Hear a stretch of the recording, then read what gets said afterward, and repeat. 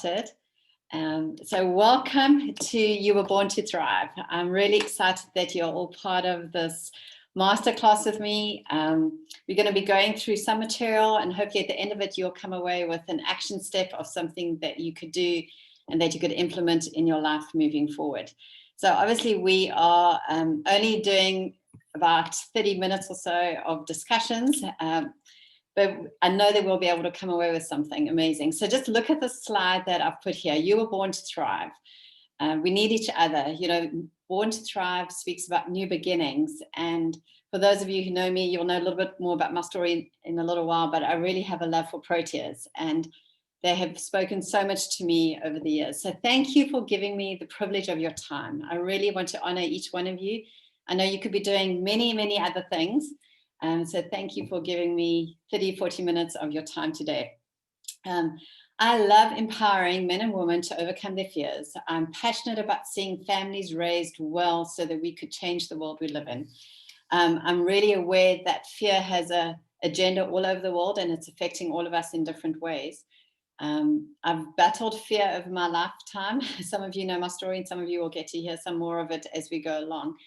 But I've worked through fear for probably about 5 years now after an armed robbery with my daughter. She was a preteen at the time, and fear just launched its onslaught into my life in a very real way after that armed robbery. It took me a long time to overcome it, but what I've learned is that it is possible, and it is possible for your life to be more beautiful after you've been through fires. All of us are going through different types of fires, and your life can become more beautiful when you work through the challenges you have than had you not gone through those fires, because gold gets purified in fire. Some proteas need fire for the seeds to germinate. And, when we allow the hardships and the tough things we go through in life to form us, not break us, but shape us, mold us into something more beautiful, our character grows and our life really can become that much more beautiful. But who am I? And again, I just want to share a little bit about my life. So I'm a wife and a mom. If you look in the top left picture, or my left of my screen, there's my husband and my 2 kids. I really believe that being a mom and being a parent is my highest calling.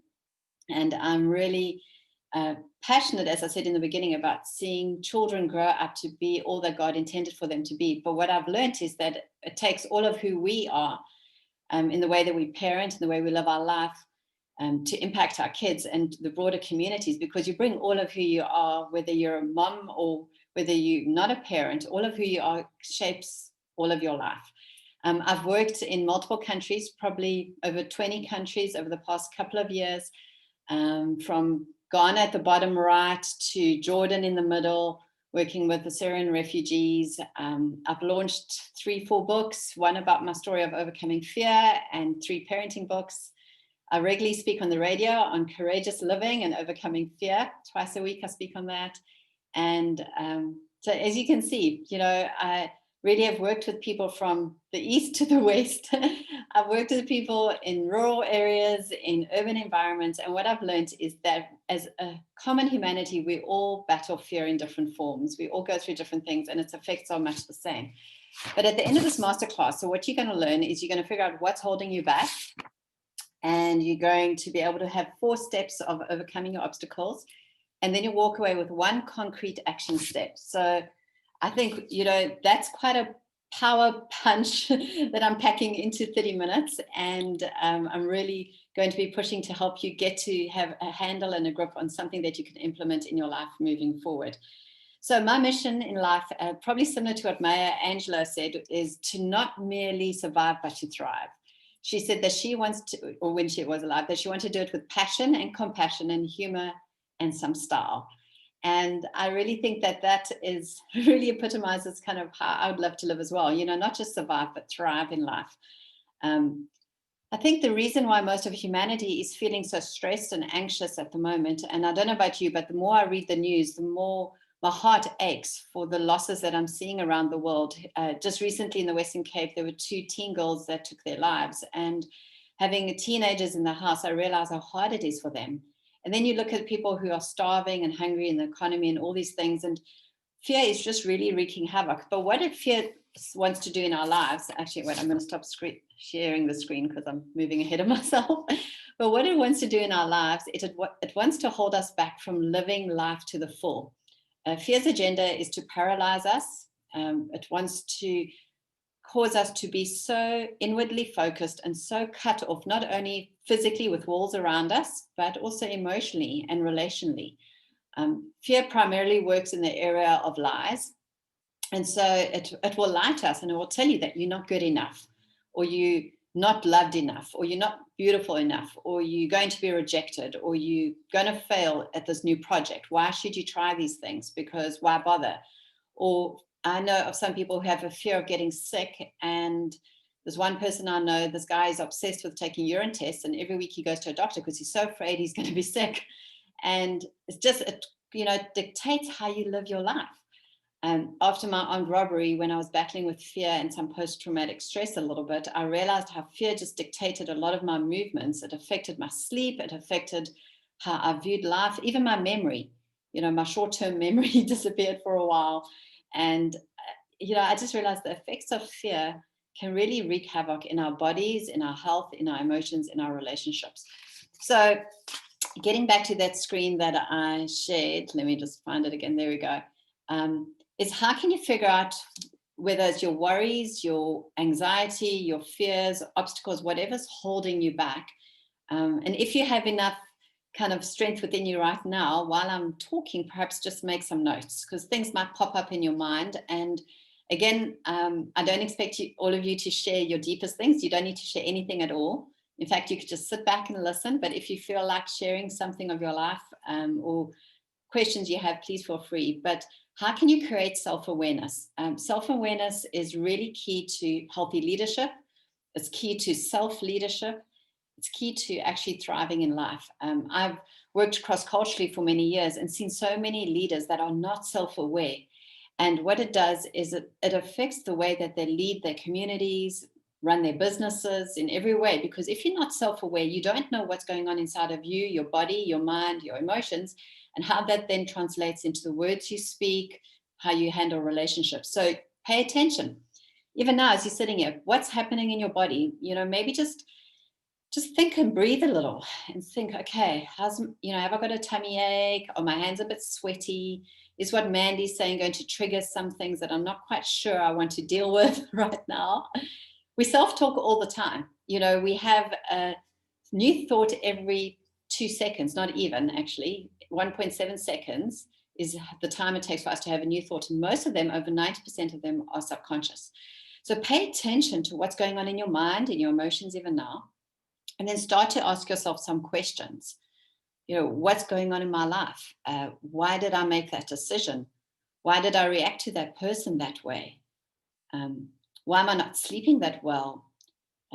What's the reason that I'm binge watching Netflix? Or, that I need 10 cups of coffee to make it through the day? Why is it that I want to avoid that person and that phone call or that message? Start to ask these questions and think, okay, why am I not going for that opportunity? What's going on that things always seem so negative in my mind? Or I'm critical, or when I read this post on Facebook or Instagram on the news, it makes me feel anxious and worried. Why do I feel overwhelmed? Can you see, as you start to ask good questions, it uncovers things in your life. And then if you're still not sure as to what's going on in your life, maybe ask some trusted family or friends for feedback. Say, hey, over the past 5 years, have you noticed how I've changed? Then you have to be prepared for some answers, guys, because if you're going to ask people for questions, you need to be able to receive what they tell you. So just say, have you noticed my joy level increasing or decreasing? I felt like my capacity has done this and this. What do you say? What do you see in my life? Those closest to you can often see those things, but they often don't want to tell us, what they really are seeing. And so I think it really takes even courage to just ask those kind of questions.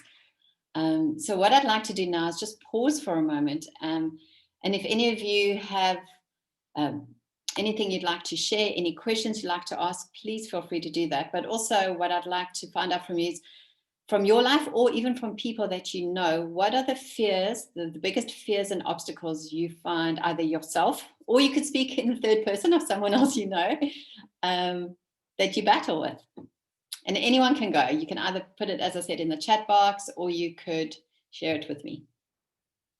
And I'm okay with silence, by the way, guys.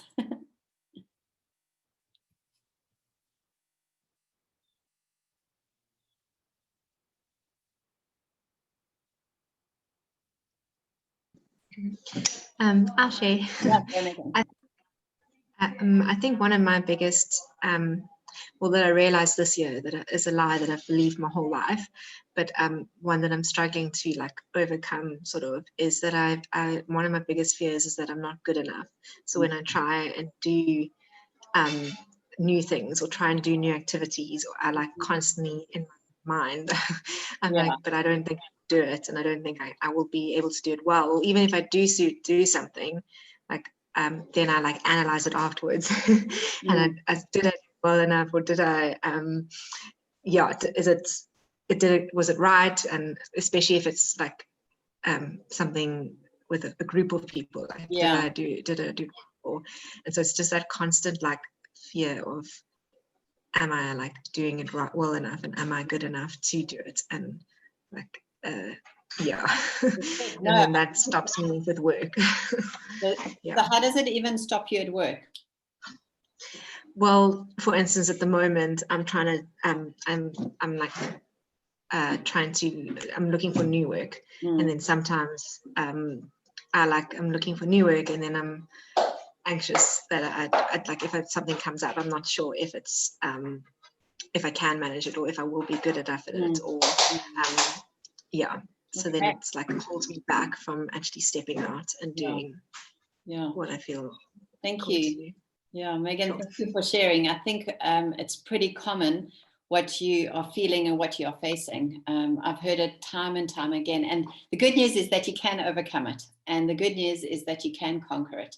And what I've learned is fear will still sit at the door, but I don't have to always let it in. And so as I've learned over the years of how to conquer fear, and if there is a way for us to take it and get rid of it. Tasha's just saying, same here, fear of failure. Yeah. So I see some of you nodding that. Yeah. So, okay, well, let me carry on, and please keep putting comments in the chat box as I speak about it. So what could you do about it? Especially like Megan has really had the courage. Thank you, Megan, for just sharing and bearing your heart with us, considering you don't know all of us, but you're in a safe space. So what can you do? You've got two options. You can remain as you are and carry on with life as you are, remain stressed or worried or anxious, and might only increase. Or two, you could enter what I call, and it's actually quite a well-known phrase, called a liminal space.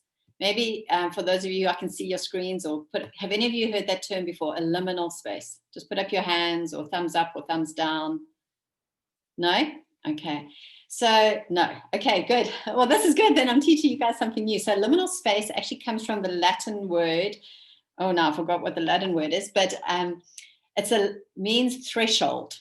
So it's, if you can see, or maybe where you're sitting now, look at a doorway. So the liminal space is actually the doorway. So you're neither in the lounge or in the kitchen.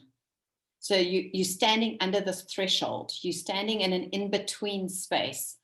And it's in that liminal space, that in-between space, where you learn to grow and where your life begins to transform. But you have to be okay with being in an uncomfortable space.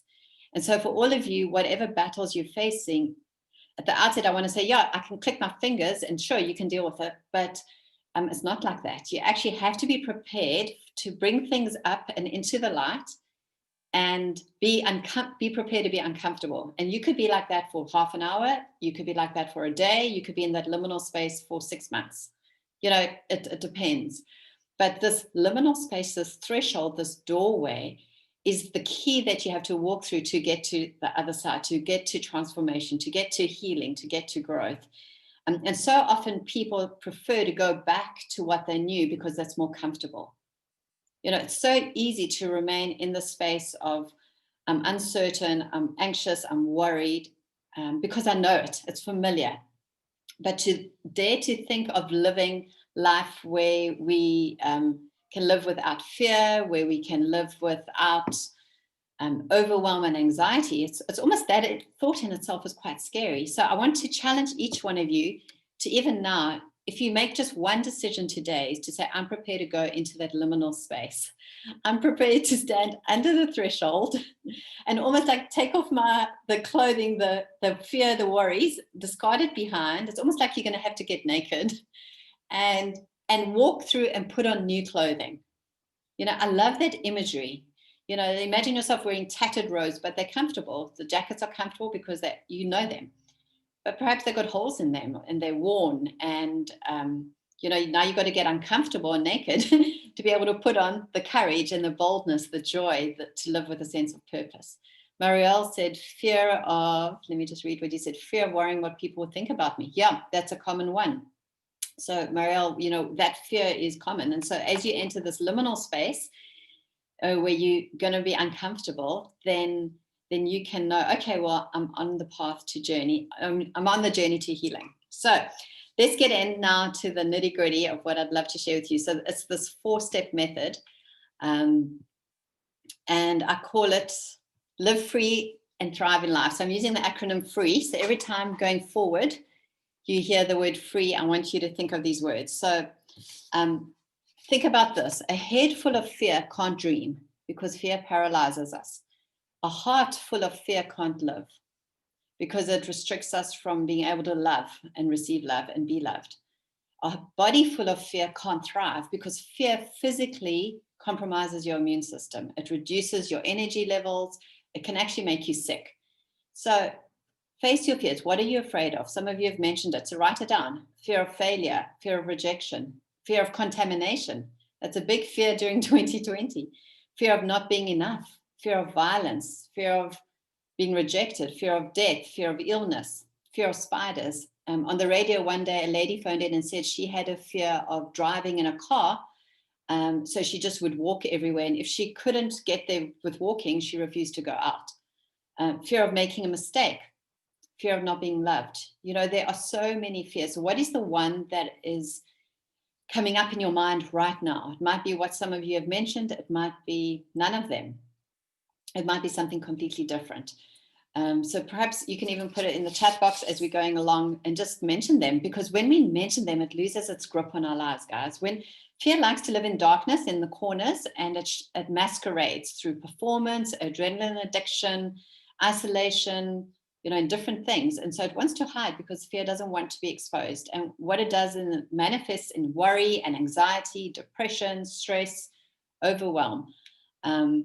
Secondly, is recognize what's holding you back from thriving. So what is holding you back? Is it the words that you speak, the words that people have spoken over you? Olivia's saying fear of people, particularly my mom-in-law. Okay, so Olivia, there's a journey, an intentional journey that you can actually go on to overcome that. And thank you for sharing. Is it self-talk? Remember I said that we do 50 to 70,000 thoughts a day, and I worked it out. It's 1.7 thoughts every second, basically. So 95% of our thoughts are subconscious. And so even now, as I'm talking, you are having subconscious thoughts about what I'm sharing and what's going on in your life. And they say, statistics say that 60% of our thoughts are negative. I don't know why.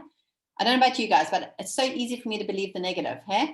Someone criticizes you or says something negative, we're like, yes. But if someone tells you you're beautiful and you're amazing, you're like, oh, I'm not so sure. I don't know why we struggle to believe the truth. But is it false beliefs? Do we have, from words that perhaps were spoken over us as kids or things that have happened to us, that we start to believe a false thing?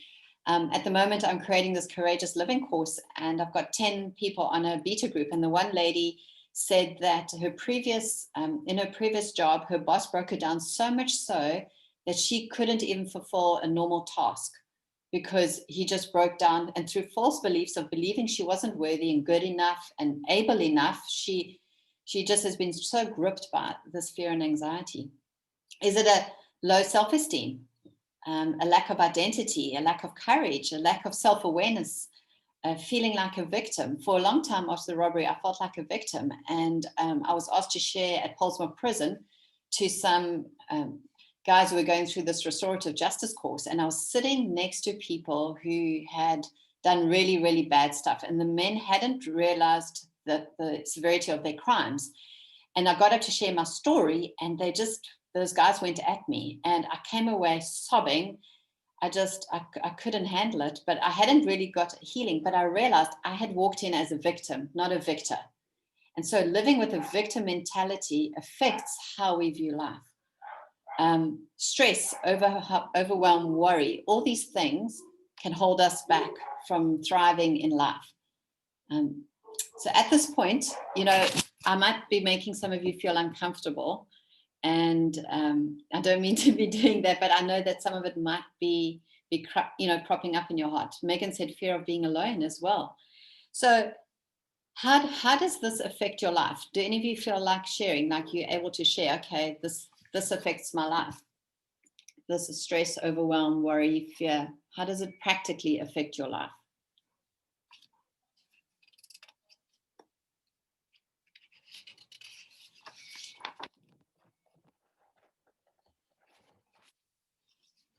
Yeah, go for it, Liesel.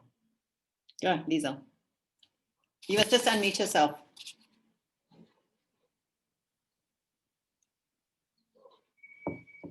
Here we go.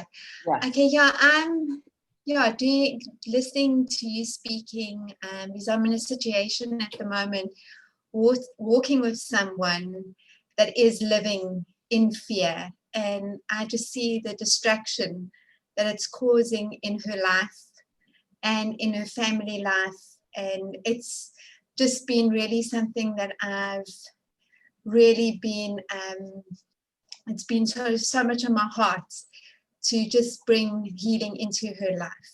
So I can just, like you asking what does fear do? And, as you talk about depression, anxiety, she feels worthless, and she's afraid. Yeah.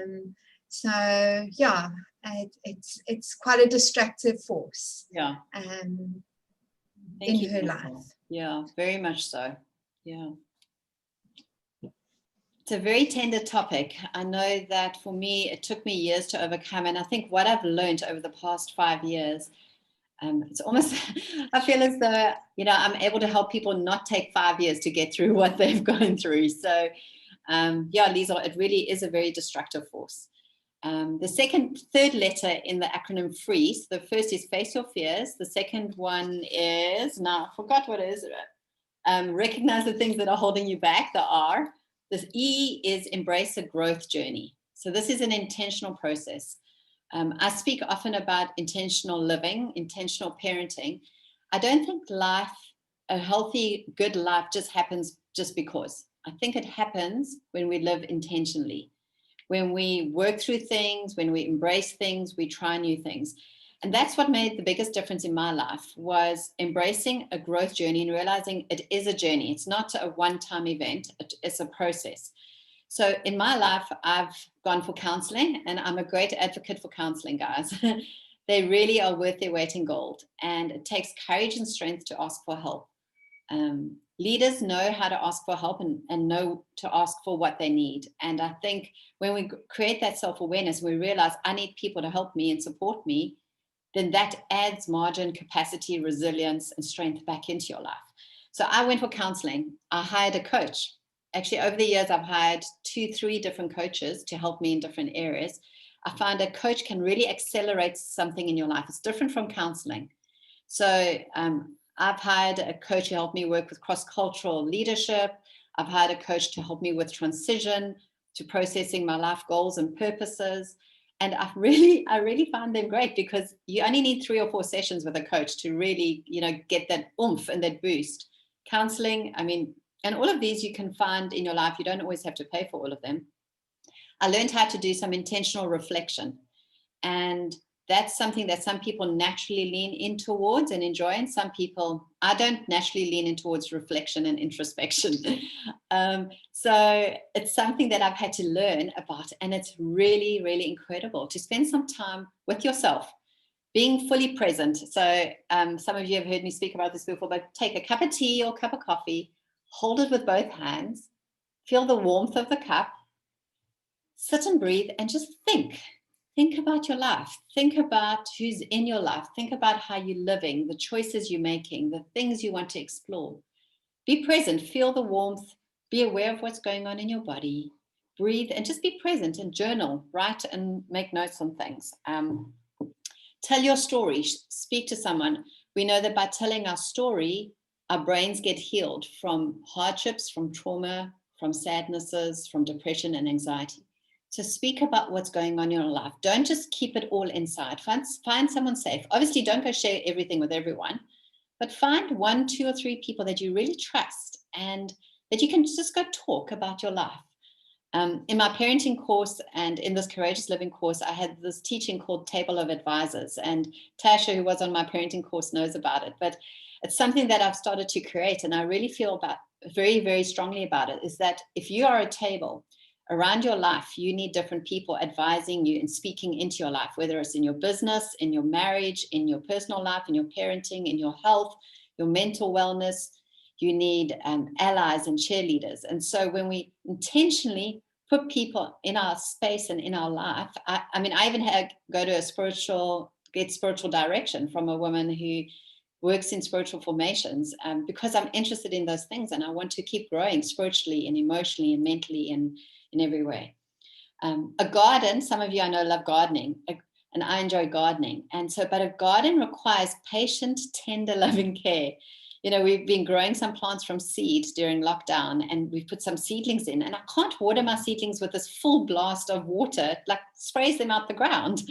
And so we can't like smash things into our lives and go, oh, okay, now it's out of my life, I need to deal with it. Sometimes we need to water and we need to tend our lives very gently. And we thrive because we've expended effort in our lives and others have put effort into our lives. So imagine if your life is a garden.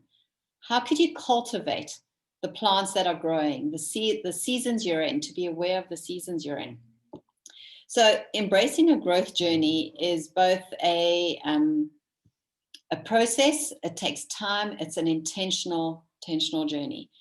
And the 4th letter in free is enter a new season.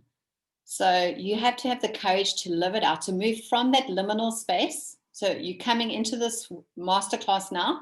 All of you arrived with certain expectations, thoughts in your mind, not certain what Mandy was going to share.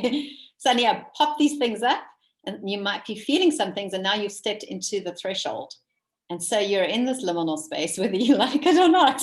If you've really been thinking about the questions I'm asking, you're probably in a liminal space.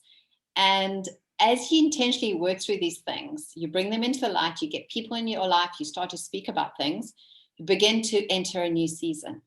And there you learn to recognize your self-talk patterns. You learn to make better choices. You make choices that lead to thriving, saying no to people that really drain you, saying no to unhealthy patterns and rhythms. For example, I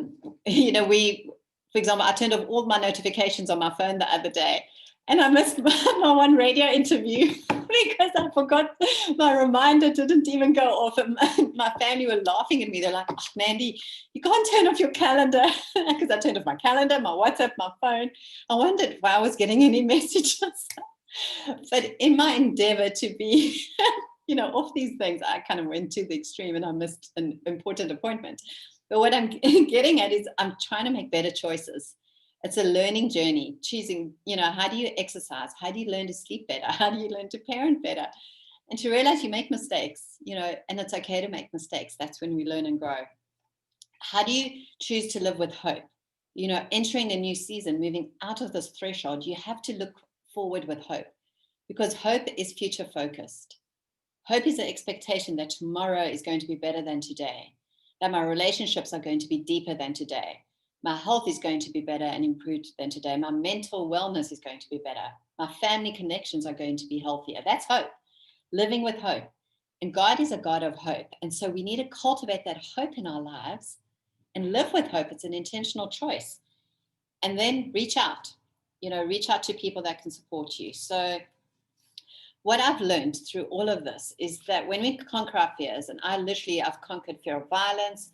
I struggled with fear of rejection, with some stuff that happened when I was a child. If you read my book, Courage in the Fire, you'll see a very real story of some of the stuff that I've overcome. But I realized it reduced my stress levels. I sleep better. My immune system is better. My resilience has grown. I have courage to try new ventures. I've learned to make wiser decisions as I've brought people into my life. And I really do live with greater purpose and joy. And I want that for all of you. So what's the one step you can take right now today towards change? What is the one thing that you can do? I want you to think about everything that I've shared. As you look at this living free, facing your fears, recognizing what's holding you back, embracing an intentional growth journey, and to enter a new season. So what's the one step? Remember in the beginning I spoke, there's one thing you can do today to overcome fears and obstacles. What is the one thing you can do? Because our habits take 66 days to develop, and you can't change big things overnight. When you're in a liminal space and you want to make changes in your life, sorry about the noise in the background, guys. We've got a building project going on. So what's one tiny step? It could be, for example, turn off your notifications on your phone, or have a conversation with someone, or pray about something, or learn something. I'd love for a few of you, if you could please share with me, like even now, what's the one thing? Because when you share and you speak it out loud, you're more likely to actually action it. So you could share in the chat group. I see someone's already done that. I'll have a look. Yeah. Take chances and keep in mind it's okay to fail. That's great, Tasha. I think, write that one down. Yeah, that's a good one. Anyone else? Go for it. Olivia? Can you hear me? Yeah, I can hear you. Just have a conversation with someone, I think. Just like talk things out. Yeah. Have a conversation with someone. That's a brilliant step. That's a really healthy step. Do you have someone in mind that you could speak to? Not yet. Okay. Okay, well, reach out to me later and I can perhaps help you find someone. Yeah. Okay. Marielle. Nice. Yeah, that's good. Marielle, face my fears. Marielle, you're on an incredible journey and I know that you can do it. One or two more. Mandy. Yeah, Shirley. Amanda. Yeah. I think what you're saying there, for me, it's always balance. And if I focus on one thing too much, I'm sort of off balance. And so for me, your turn off notifications, I think that's something maybe I could focus on a little bit more. Gain off social media, gain off something like at the moment that's sort of taken my attention is a bit of the American elections and things like that. So something that absorbs your time for me could be a distraction. Makes me off balance. I'm sort of all for balanced lifestyle. Okay. So some of those things for me could be something that, take off something just to the balanced lifestyle. Yeah. Good. Thanks, Shirley.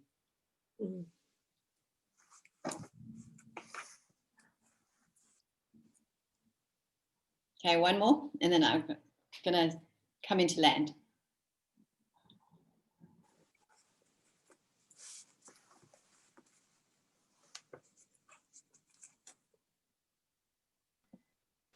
I think for me, it's finding a coach for the next season of what's next. Because I think, someone to talk to, like you're saying, is really important. Yeah, no, that's good. Thank you so much. Yeah, thank you. So I think, you could really take away what I've shared and actually go through each of those free steps for each of you and see how it can impact your life, moving forward, and really start to apply them one by one. As I said, you're entering a liminal space. So we've got a few minutes left. So what I want to just share one more offer with you and an invitation actually is you can use what I've shown here and it will already set you on a journey. But the second option is just, you're welcome, book a call with me. Even now while you're online, just go mandyhart.net/free events. And at the bottom of that page, it's on my website, there's a Calendly link. And you can book a free call with me. It's 15 to 30 minutes. And we can chat about it and brainstorm who you need in your life. How can you overcome the fears? I could advise you who you could chat to. And you don't have to chat to me, guys. I'm available if you want to chat to me, but I can also point you in the direction of someone that you could meet. So my aim is to see you living free from fear, living full of courage, living out God's plan and purpose for your life. So all you do, just to help you see where you must go, is go mandyhart.net, free events. you go down to the bottom of the page, because the top half is the information about this masterclass, and it will come to a Calendly thing, and you can select it based on your time. It's synced to my diary. So based on your time, we just have a quick Zoom chat or WhatsApp call about your fears, your challenges, and help get you set up. The one thing I do know is that fear and trauma and these things leave a handprint on your brain, and they affect your life moving forward, but there is a way to get over it. And I really, really hope that you will choose a journey, whether it's with me or someone else. You know, there is a way to overcome fear. So thank you. Thank you for joining me. And I'm going to stay online a little bit. And if anyone has any questions further, please feel free